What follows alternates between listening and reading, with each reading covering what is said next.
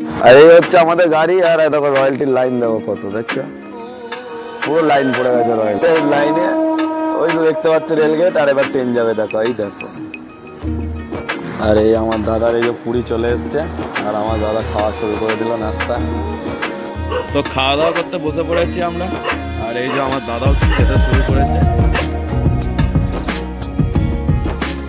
আসসালামু আলাইকুম বন্ধুরা, গুড মর্নিং। কেমন আছো তোমরা সবাই? আশা করি তোমরা সবাই খুব ভালো আছো, আর আমরাও খুব ভালো আছি। আর এখন বাজছে সকাল 7টা, আর আমাদের ব্লগটা এখান থেকে স্টার্ট হচ্ছে। তো আমরা পাহাড়ে চলে এসেছি, আর এখানে আমরা ঢুকেছি প্রায় রাত 3টে, এখানে ঢুকেছি। তো আমাদের গাড়ি লোড হয়ে গেছে, আর কি লোড হয়েছে সেটাও তোমাদের দেখো। কী লোড হয়েছে আমাদের গাড়ি আজকে পুরো 1/2 ইঞ্চি লোড হয়েছে পুরো গাড়ি। আর আমাদের আজকে লোড করতে খুব গড়বড় হয়ে গেছিলো, কারণ হচ্ছে মালটা অনেক বেশি নিয়ে ফেলেছিলাম। ওই জন্য 2-3বার করে আমাদের মাল ফেলতে হয়েছে, ফেলে দিয়ে আবার এই সঠিক হয়েছে যেটা আমাদের পাসিং সেটা হয়েছে, দিয়ে আবার এই লেভেল হয়েছে। আর এখানে এরকম যে এরকম আছে।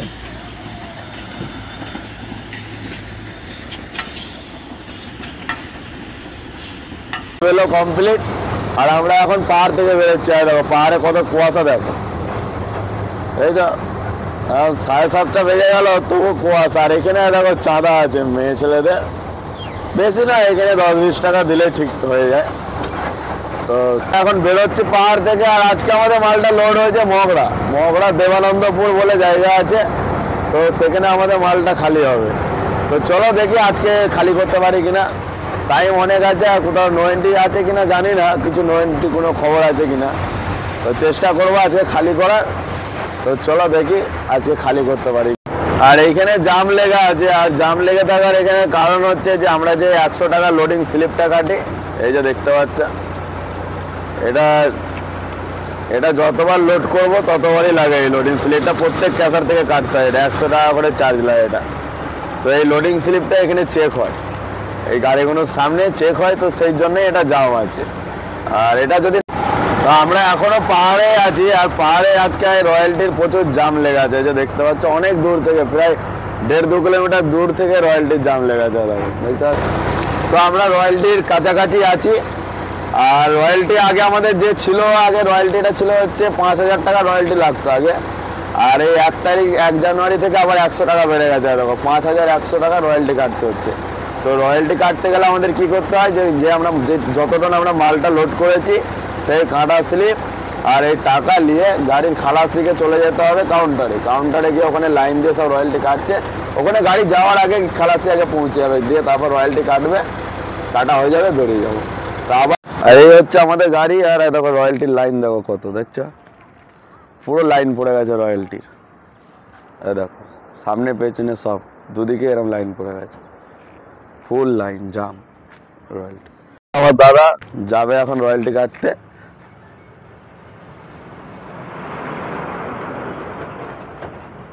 দাদাকে আগে থেকে পাঠিয়ে দিচ্ছি রয়্যালটি কাটতে, কারণ এই জামে লেগে আছি। জাম বাড়তে বাড়তে ওখানে যেতে ওই সামনে আছে অনেকটা যেতে হবে এখনো, ওখানে রয়্যালটি হবে।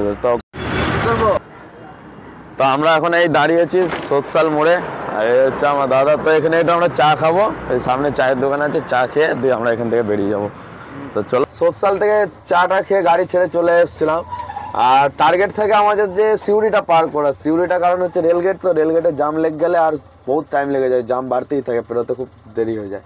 তো ওই জন্য টার্গেট ছিল আমাদের যে সিউড়ি লোড করে আগে টার্গেট থেকে সিউড়ি গেটটা পার করা। তো আমরা এখন এই গেটে এসেছি, আর দেখো 3-4টে গাড়ির পরেই সামনে গেট আছে, এই যে 3-4টে গাড়ির পরেই সামনে গেট আছে। তো গেট উঠলেই আমরা পার হয়ে যাব। আর আমাদের আজকে মালটা লোড হয়েছে, যেটা বললাম তোমাদের, মগরা দেবানন্দপুরে মালটা লোড হয়েছে। তো পার্টির সাথে এখনো আমাদের কথা হয়নি, আগে গিয়ে আর একটু বেলা হোক, কেন একটু সকাল টাইম, আর এখন বাজছে 10টা, আর একটু বেলা হোক 12টা-1টার দিকে পার্টিকে ফোন করবো। যদি বলে আজকে আমাদের গাড়ি খালি হয়ে যাবে, তো আজকে গাড়ি আমরা খালি করে দেবো। আর দেখা যাক কি। তো চলো যাই দেখি। আর নাস্তা আমরা এইদিকে করবো না, আগে অন্য কোথাও গিয়ে, সামনে যত এগিয়ে যাবো, এখন মর্নিং টাইম আছে, আগে গিয়ে করবো। আর এই হচ্ছে সিউড়ি গেটের লাইনে, ওই তো দেখতে পাচ্ছ রেলগেট, আর এবার ট্রেন যাবে দেখো, এই দেখো সিউড়ি এই লাইনটা পুরোটাই আলাদা লাইন, এটা অন্ডার লাইন যে বলে ওই লাইনটা এটা। এই যে ট্রেন যাচ্ছে দেখতে পাচ্ছ। আর এই যে এখানে সব দেখতে পাচ্ছ এরা সব বসে আছে, এই যে সব মানে লোকগুলোকে দেখতে পাচ্ছ হাতে নিয়ে ফোন ঘাঁটছে, এরা হচ্ছে ফাইন্যান্সার মানে যে আমাদের যেসব গাড়ি কিস্তি ধরো ফেল থাকে, এরা এখানে বসে নাম্বার চেক করছে, তোমার গাড়ি যদি কিস্তি ফেল থাকে তো ওরা ধরে নেবে। তো এইসব লোক এখানে থাকে। তো আমাদের এই যে গেট খুলে দিয়েছে, আর আমরা এবার গেটটা পার হয়ে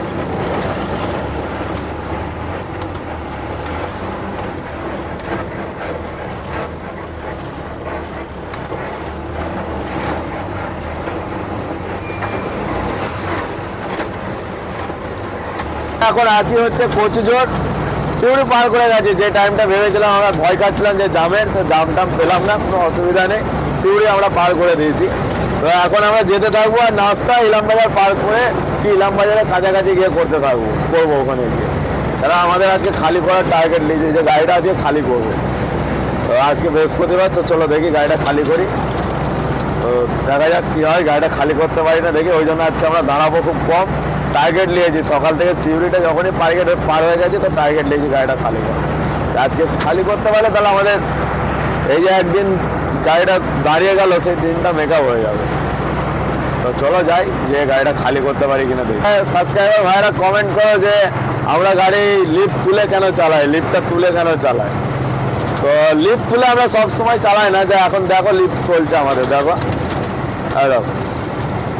দেখতে পাচ্ছি আমাদের লিফট ফেলতে হয়, তুলে যে সবসময় চালাই তা নয়।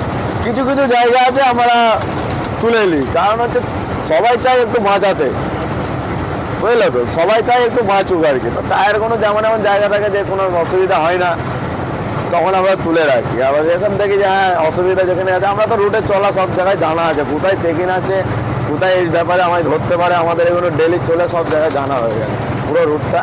তো ওই জন্য আমরা আগে থেকে নিজের যখন দেখি এখানে চেক ইন আছে লাভ দিয়ে দিই, আর যখন দেখি এখানে চেক ইন নেই আমরা লিফট তুলে দিই, যেটুকু আর কি।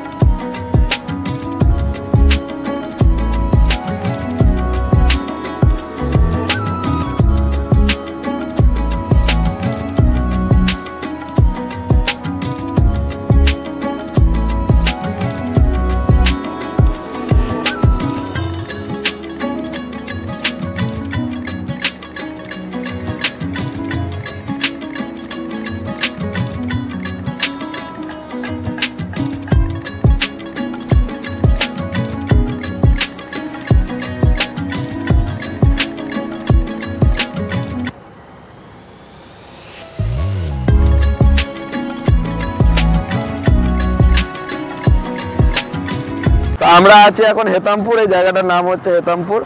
আর এখানে দাঁড়িয়েছি 10:30 বেজে যাচ্ছে। তো আমাদের নাস্তা করতে হবে, আমার দাদা বলছে খিদে পেয়ে গেছে।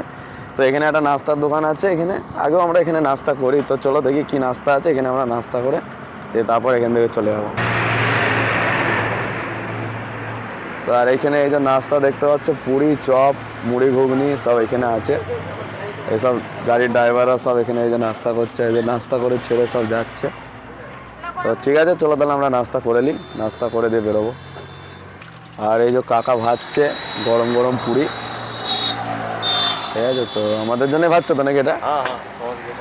তো ঠিক আছে, ভাজা হোক তারপর খাবো। আর এই আমার দাদার এই যে পুরি চলে এসছে, আর আমার দাদা খাওয়া শুরু করে দিল নাস্তা।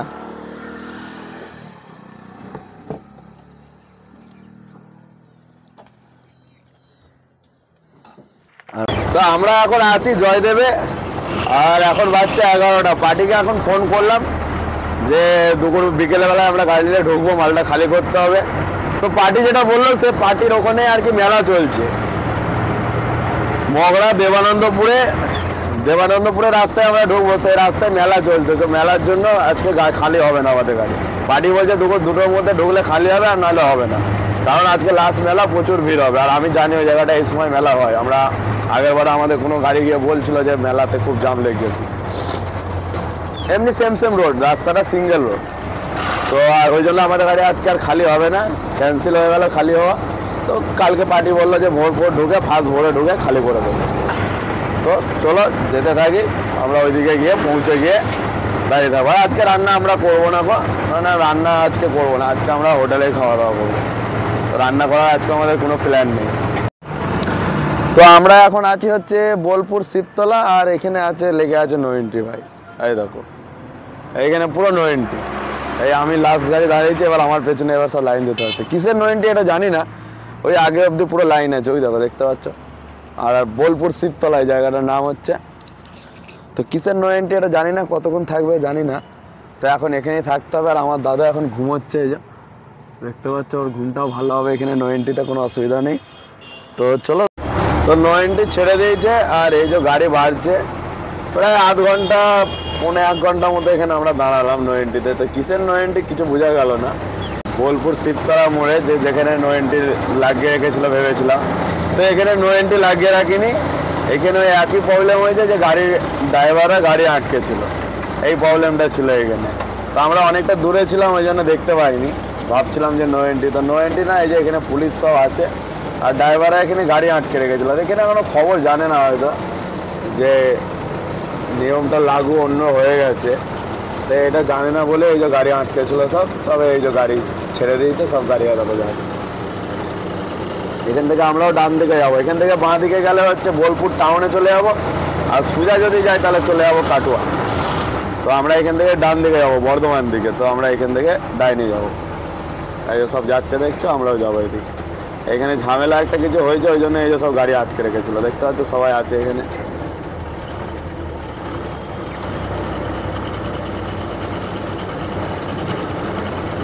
ঝামেলা মিটে গেছে ভাই, তোমরা আর দাঁড়িয়েও না, গাড়ি আটকেও না, ঝামেলা মিটে গেছে ভাই, গাড়ি আটকেও না। এরকম দেখতে পাচ্ছ সব পুলিশ সব আছে। তো যাই হোক, ঝামেলা মিটে গেছে, এরা খবর জানে না এখনো, তো সেই কারণে গাড়িগুলোকে আটকেছে। তো ঠিক আছে চলো আমরা। আর যারা এখনো ভেদিয়া ফুকো দেখোনি, ভেদিয়া ফুকো যেখানে আমাদের গাড়ি ভেদিয়া ফুকো তলে রেল ব্রিজের তলাতে যেতে হয়, তো সেটা এখনো যারা দেখোনি, তো দেখো এবার দেখতে পাবে। আর রেল ব্রিজের এই যে আমাদের ব্রিজটা হচ্ছে, যেখান থেকে বড় গাড়ি যাওয়া আসা করবে, এই ব্রিজ হচ্ছে, এখনো রেডি হয়নি, তো রেডি হয়ে যাবে আস্তে আস্তে। আর পুরনো ব্রিজ, পুরনো তলা দিয়ে আমাদের যেতে হয় ফুকো দিয়ে। তো ফুকোটা তোমাদের দেখাচ্ছি কেমনভাবে গাড়ি বলতে হয় এখানে, দেখো।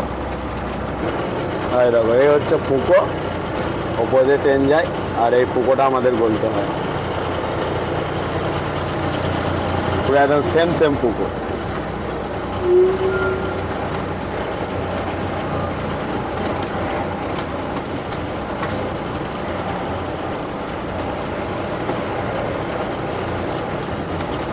দেখতে পাচ্ছ, তো এই ফুকোটা এমনই যে এখানে যে আমরা এই যে গেট খুলবো, গাড়ি যদি এর ভেতরে খারাপ হয়ে যায়, যে গেট খুলবো সেটাও থাকে না, কতটা গ্যাপ থাকে তোমরা দেখো, ঠিক আছে। এই হচ্ছে ফুকো। তো ফুকো পার হয়ে গেলাম।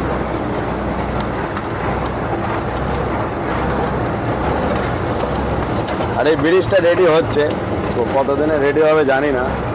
ব্রিজটা রেডি হয়ে গেলে আর আমাদের এই ফুকো দিয়ে বলতে হবে না, ওপর দিয়ে যেতে হবে।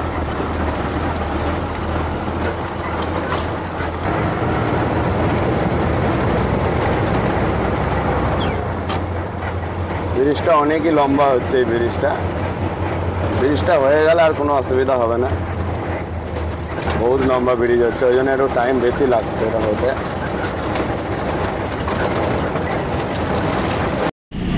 তো আমরা এখন ঢুকছি বর্ধমান। আর এই যে এই মোড়টা সামনে যে সিগন্যাল মোড় আছে, এখান থেকে বাঁ দিকে গেলে 5 কিলোমিটার পড়বে বর্ধমান স্টেশন। আর কানলা আছে 65 কিলোমিটার। আর ডান দিকে যদি যাই, ডান দিকে গিয়ে আবার হাই রোডে উঠে ডান দিক মারতে হবে, তাহলে ওটা দুর্গাপুর যাবে। আর সোজা যদি যাও আরামবাগ। আর কলকাতা এখান থেকে 109 কিলোমিটার। তো ঠিক আছে চলো, আমরা এই সিগন্যাল থেকে ডাইনে যাব, ডাইনে গিয়ে হাই রোড উঠে আবার আমরা বাঁয়ে যাব। এখান থেকে আমরা যাব ডাইনে।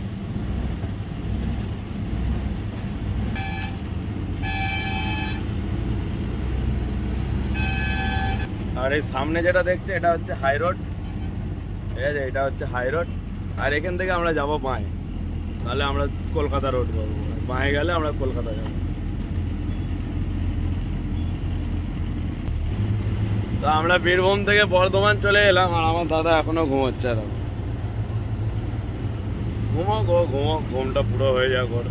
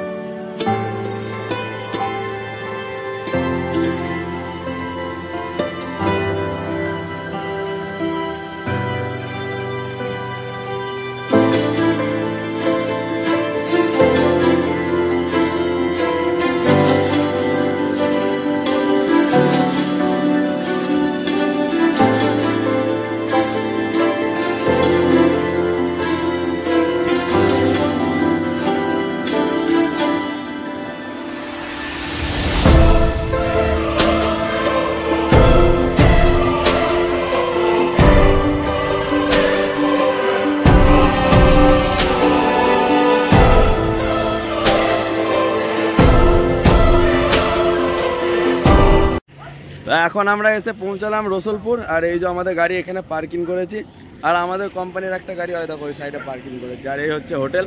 তো চলো তাহলে হোটেলে গিয়ে আমরা আজকে চান খাওয়া করবো এখানেই। এই হচ্ছে আমাদের চান করার জায়গা, এখানেই চান করব। তো ঠিক আছে, চলো তাহলে চান টান করে নিই, চান টান করে খাওয়া দাওয়া করে তারপর এখান থেকে বেরোবো, বেরিয়ে আমাদের যে পান্ডব পাম্পে আছে ওই পাম্পে যাবো। তো খাওয়া দাওয়া করতে বসে পড়েছি আমরা। আর এই যে আমার দাদাও খেতে শুরু করেছে। এটা হচ্ছে আমাদের এই সবজি ভাতের থালি, ঠিক আছে। আর ডিমের অমলেট বলেছি, তো আসুক ডিমের অমলেট, ততক্ষণ খাওয়া দাওয়া শুরু করি, ঠিক আছে। তো চলো তাহলে খাওয়া দাওয়া করে নিই, আর খাওয়া দাওয়া করে তারপর আমরা এখান থেকে বেরোবো। আমাদের খাওয়া দাওয়া হয়ে গেছে, আর খাওয়া দাওয়া করে আমরা গাড়ি ছেড়ে দিয়েছি, আর এখন ঢুকছি মেমারি। আর এখান থেকে আমরা ডাইরেক্ট যাবো একবারে আমাদের পাম্পে, আর ওখানে গিয়ে আমাদের গাড়ি এখন দাঁড়াবো। তো চলো যাই আমাদের পাম্পে পান্ডুয়ায়, তো ওখানে গিয়ে দাঁড়াই, তারপর দেখি খালি কখন হয়, ভোরে হয় না রাতে হয়, সেটা পাম্পে গিয়ে দেখি কি বলছে পার্টি। তো আমরা এখন আছি আমাদের এই পাম্পে, দেখো দেখতে পাচ্ছ আমাদের এই যে পান্ডুয়ায় পাম্প, ভারত পেট্রোলিয়াম।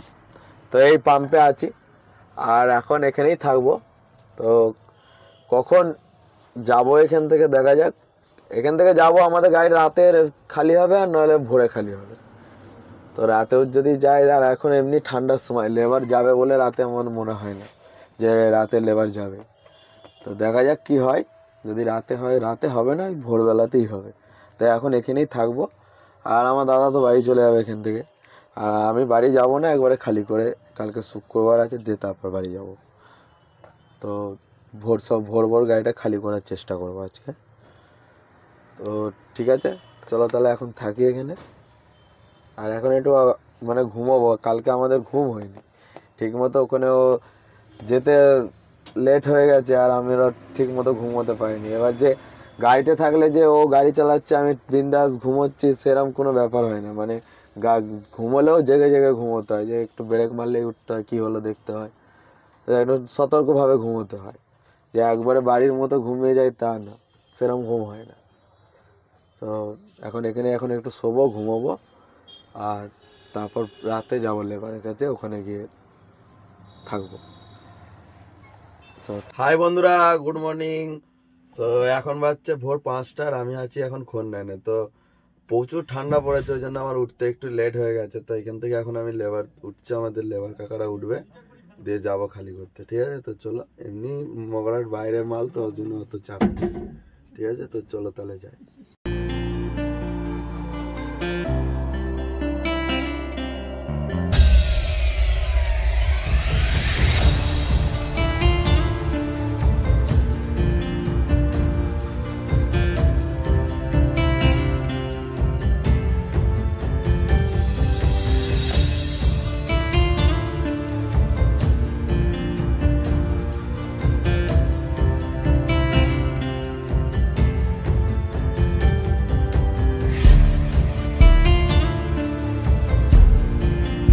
তো চলে এসেছি আমরা গুলাতে, আর এই আমাদের গাড়ি লাগিয়ে দিয়েছি 1/2 ইঞ্চি পয়েন্টে।